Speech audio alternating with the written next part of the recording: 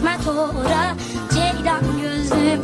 Kaşlarının karasından kan süzülür yarasından, dikenlerin arasından çık kenara ceylan gözlüm, çık kenara ceylan gözlüm. Sevdim seçtim kul içinde, yorgun düştüm yol üstünde, susuz kaldım göl içinde.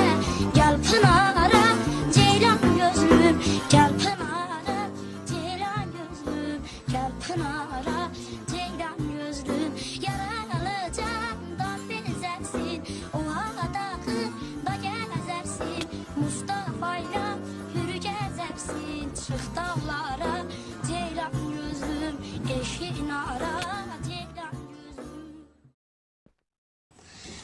Bakışların yüreğimden açtı yara ceylan gözlüm, bekliyorum elini.